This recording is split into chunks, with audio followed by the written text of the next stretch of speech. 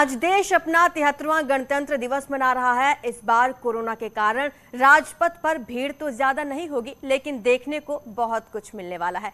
चलिए आइए देखते हैं आज राजपथ पर चलने वाले कार्यक्रम को आप कैसे और कब देख सकते हैं, साथ ही क्या खास होने वाला है इस रिपोर्ट में देखिए।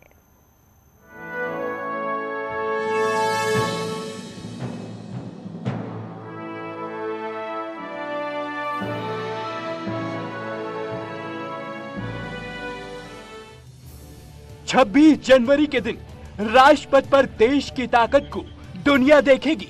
इस बार गणतंत्र दिवस समारोह में एक तरफ देश की सैन्य ताकत दिखेगी, तो दूसरी तरफ देश की सांस्कृतिक झलक देखने को मिलेगी। राजपथ पर चलने वाले कार्यक्रम और परेड का आप घर बैठे भी आनंद ले सकते हैं। इस भव्य परेड को डिश टीवी, एयरटेल और टाटा स्काई जैसे डीटीएच कनेक्शन के जरिए या फिर स्मार्टफोन और लैपटॉप पर भी ऑनलाइन देख सकते हैं। इसके साथ ही राजपथ पर होने वाली परेड को दूरदर्शन के यूट्यूब चैनल पर भी देख सकते हैं। आज राजपथ पर चलने वाली परेड सुबह 10 बजे के बजाय 30 मिनट देर से शुरू होगी। इससे पहले सुबह 10:15 बजे पीएम मोदी राजपथ पहुंचेंगे। सुबह 10:21 पर फर्स्ट लेडी राजपथ पर होंगी।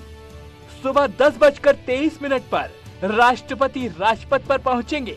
सुबह 10:26 पर ध्वजारोहण और राष्ट्रगान होगा। सुबह 10:30 बजे वायुसेना के 4 हेलीकॉप्टर आसमान में पहुंचेंगे, जिनमें एक पर तिरंगा होगा और बाकी 3 पर तीनों सेना के झंडे फूल बरसाएंगे। इसके बाद राजपथ पर सेना की टुकड़ियां अपनी परेड करेंगी। उसके बाद 11:44 पर राजपथ पर परेड की समाप्ति होगी।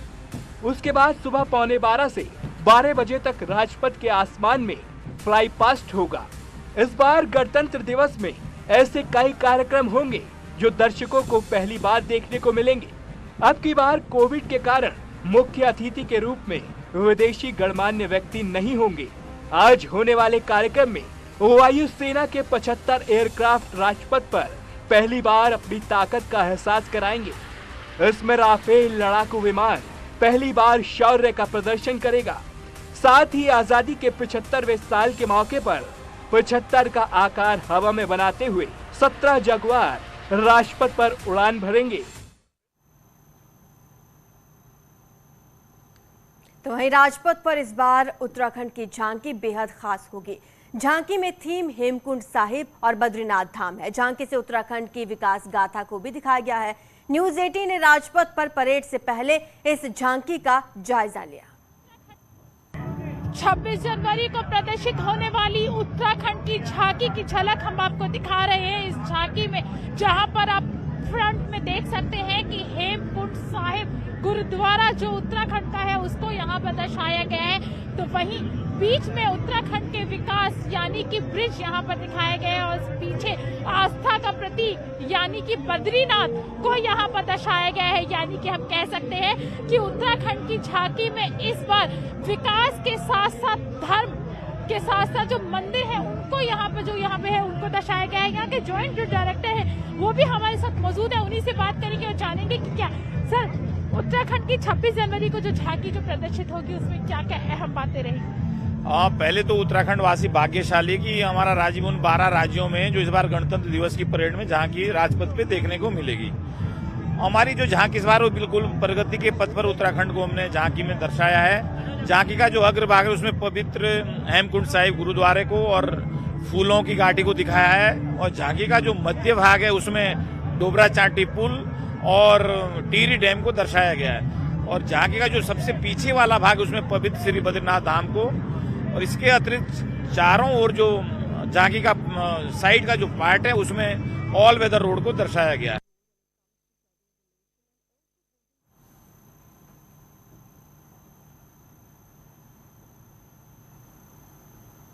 उत्तराखंड के सीएम पुष्कर सिंह धामी ने न्यूज़ 18 से खास बातचीत की है। हर सवाल का पुष्कर सिंह धामी ने बेबाकी से जवाब दिया। खटीमा को लेकर सीएम धामी ने क्या कहा, आइए आपको सुनाते हैं। खटीमा को इसलिए प्राथमिकता दी क्योंकि मैं जानता हूं कि खटीमा के लोगों के कारण ही मुझे जो है मुख्य सेवक बनने का अवसर मिला है। और इस बार का जो चुनाव है, इस बार का चुनाव मेरे खटीमा के लोग बहुत ही, क्योंकि खटीमा एक ऐसी भूमि भी है जिसने उत्तराखंड बनाने में सबसे पहले योगदान दिया था। उत्तराखंड की जननी अगर किसी भूमि को कह सकते हैं तो खटीमा को भी कह सकते हैं। 1 सितंबर 1994 को वहां पर गोलीकांड हुआ था।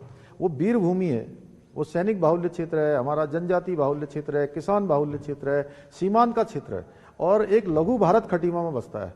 और उनकी सबकी चूंकि ये मनोभावना है और उनके बीच में से मैं आज मुख्य सेवक के रूप में काम कर रहा हूं, तो निश्चित रूप से इस बार उनका दायित्व तो बनता है कि इस बार का चुनाव, चूंकि मैं प्रदेश के अंदर जा रहा हूं, इस बार का चुनाव वहां की आम जनता, वहां की सामान्य जनता, देवतुल्य जनता, मेरी तरफ से वही वहां पर प्रत्याशी हैं। सीएम पुष्कर सिंह धामी के साथ पूरा इंटरव्यू देखिए न्यूज 18 पर शाम 6 बजे। तो वहीं देहरादून से इस वक्त की बड़ी खबर आपको बता रहे हैं, नामांकन के लिए अब 2 दिन बाकी हैं। 28 जनवरी नामांकन की आखिरी तारीख होने वाली है। कांग्रेस बीजेपी की लास्ट लिस्ट का इंतजार है। बीजेपी घोषित करेगी 11 सीटों पर उम्मीदवार और कांग्रेस के 6 सीटों पर अभी उम्मीदवार घोषित होने हैं।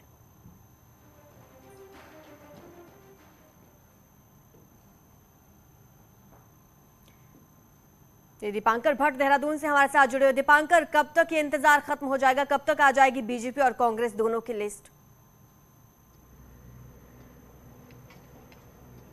उम्मीद ये की जा रही है कि आज दोपहर के बाद कभी भी दोनों पार्टियां अपनी फाइनल लिस्ट जारी कर सकती हैं, और जिसमें 11 उम्मीदवार अभी बीजेपी को घोषित करने हैं, 6 उम्मीदवार कांग्रेस को घोषित करने हैं, और 2 दिन सिर्फ नामांकन के बचे हैं, 27 और 28 जनवरी।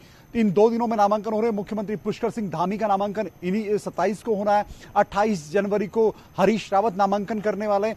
पर अभी भी पार्टी इसके लिए चैलेंज ये है कि आप 70 सीटों पर पूरे उम्मीदवार दे दें। तो जो खबरें हमारे पास है कि कांग्रेस के कुछ बड़े नेताओं की एक वर्चुअल बैठक, छोटी सी बैठक आज 10 बजे के आसपास हो सकती है, जिसमें जो बाकी 6 सीटें बची हैं उस पर नाम फाइनल हो सकते हैं। वहीं बीजेपी ने अपनी एक्सरसाइज कंप्लीट कर ली है और बीजेपी आज दोपहर के बाद कभी भी इन फाइनल नामों का ऐलान कर सकती है। जी, यानी कि अभी तक नाम फाइनल नहीं हुए हैं, अभी तक भी मंथन चल ही रहा है दोनों पार्टियों के बीच में लास्ट जो लिस्ट है उसको लेकर।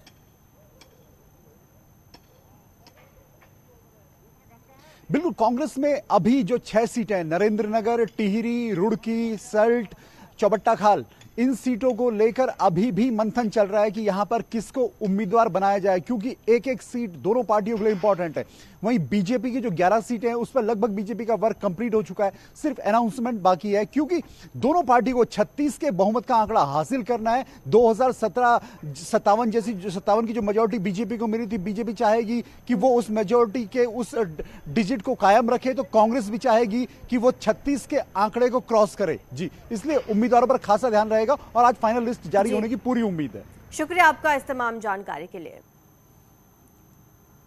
वहीं हरीश रावत ने रामनगर सीट से नामांकन का ऐलान किया है। सोशल मीडिया पर कांग्रेस कैंपेन कमेटी के चेयरमैन हरीश रावत ने यह जानकारी दी है कि वो 28 जनवरी को रामनगर सीट से नामांकन करेंगे। साथ ही हरीश रावत ने कहा कि इससे पहले 27 जनवरी को वो पदयात्रा करेंगे। हरीश रावत ने सभी से सहयोग की अपील की है। रावत ने कहा, उम्मीद है सबका सहयोग, समर्थन और अमूल्य मत मिलेगा। हरीश रावत ने सोशल मीडिया के जरिए ये पोस्ट किया, 27 को पदयात्रा करूंगा उन्होंने कहा है, 28 को वो अपना नामांकन दाखिल करेंगे।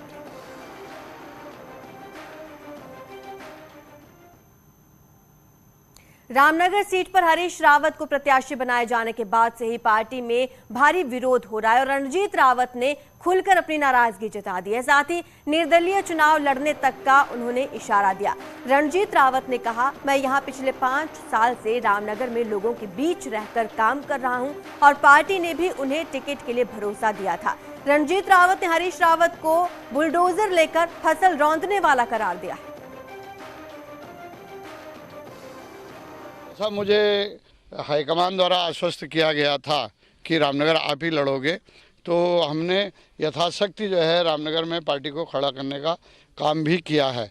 लेकिन आज अचानक किसी की 5 साल की खेती में कोई बुलडोजर लेके रौंदने आ जाएगा, तो मैं तो पार्टी का वर्कर हूँ, मैं उस बात को एक बार को हजम कर भी लूँगा। लेकिन ये जो आप देख रहे हैं हमारे कार्यकर्ताओं का, साथियों का हुजूम, ये उसको बर्दाश्त करने को तैयार नहीं। फैसले की बात कर रहे हैं, मैंने कोई फैसला नहीं किया है। राजनीतिक और सामाजिक जीवन में कोई भी निर्णय अकेले नहीं लिया जाता है। क्षेत्र के सारे लोग यहाँ जुट रहे हैं और उनकी जो राय होगी बहुमत की, उसके अनुसार मैं जो है आगे के निर्णय लूँगा। नैनीताल जिले की लालकुआं सीट पर कांग्रेस के टिकट ऐलान के साथ जबरदस्त सियासी ड्रामा देखने को मिला।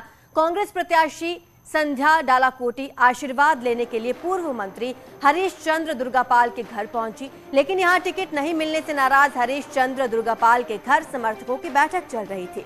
इसी दौरान संध्या वहां पर पहुंच गई। फिर क्या था, समर्थकों का गुस्सा संध्या डालाकोटी पर फूट गया। दुर्गापाल समर्थकों ने संध्या को दुर्गापाल के घर के अंदर नहीं आने दिया। हालात ऐसे रहे कि संध्या डालाकोटी दुर्गापाल के घर के बाहर ही जमीन पर बैठ गई और बाद में बिना दुर्गापाल का आशीर्वाद लिए वहां से वापस चली गई।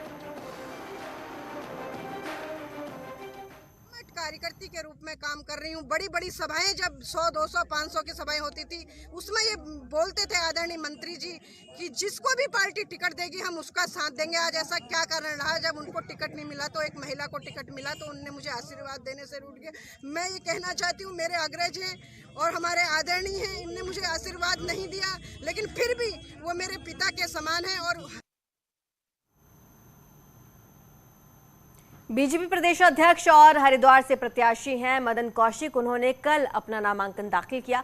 इस दौरान सीएम पुष्कर सिंह धामी भी उनके साथ रहे। कौशिक के अलावा हरिद्वार ग्रामीण से यतीश्वरानंद, रानीपुर में आदेश चौहान, ज्वालापुर में सुरेश राठौर और खानपुर में देवयानी ने पर्चा दाखिल किया।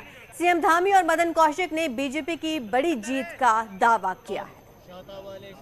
हमारे यहाँ के प्रत्याशी श्री मदन कौशिक जी ने, जो हमारे पार्टी के अध्यक्ष हैं, उनका नामांकन हुआ है। मैं भी आया हूँ। मैं देख रहा हूँ कि बड़ा उत्साह लोगों में है और हम अपनी जीत के प्रति पूर्णतः आश्वस्त हैं। अब की बार जो हमने नारा दिया है, अब की बार 60 पार, उत्तराखंड की जनता हमको आशीर्वाद देगी और 60 पार का नारा हमारा पूरा होगा। हम सब ने यहाँ आकर और आज अपना नॉमिनेशन कराया है और निश्चित रूप से बहुत अच्छा वातावरण है और आने वाली 14 तारीख को भारतीय जनता पार्टी पूरे प्रदेश में अच्छा प्रदर्शन करने जा रही है।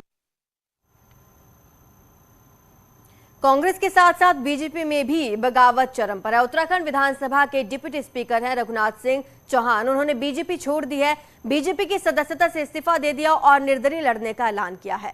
रघुनाथ सिंह चौहान टिकट बंटवारे से नाराज थे। अल्मोड़ा सीट पर कैलाश शर्मा को टिकट दिया गया और कैलाश शर्मा का रघुनाथ चौहान विरोध कर रहे थे। डिप्टी स्पीकर रघुनाथ सिंह चौहान ने बीजेपी और पार्टी के सभी पदों से इस्तीफा दे दिया है। साथ ही ऐलान किया कि या तो वो खुद या फिर ललित लटवाल निर्दलीय चुनाव लड़ेंगे। ने कितना अन्याय हमारा साथ किया। अन्याय उन लोगों ने किया जो लोग ये कहते थे हमारे जो एक गंगा जल बेचने वाले को, इस प्रदेश के अंदर गंगा जल बेचता था मदन कौशिक, उसको संगठन का मुखिया बना दिया जो पहाड़ विरोधी है। और उसने कहा मैं 2002 का मैंने कर्जा उतारना है। वो कर्जा क्या था? वो कर्जा ये था कि 2002 में उसको पूर्ण शर्मा ने टिकट दिया था और वो जो है गंगा जल बेचने वाला, उसमें वहाँ का वो था, क्या नाम, अध्यक्ष था हरिद्वार का। वो कर्जा तारना हमने, ये पार्टी का सिद्धांत है कर्जा तारने का। कर्जा कौन तारेगा बताएंगे, कर्जा कौन चुकता करता है, कौन तारता है, कौन देता है कर्जे, हम समझ में बताएंगे आपको इसको बात का। तो ये क्या, अच्छा हमसे बात कर लेते एक बात, इतना वरिष्ठ कार्यकर्ता। यहाँ रुकेंगे छोटे से ब्रेक के लिए, जल्द हाजिर होंगे।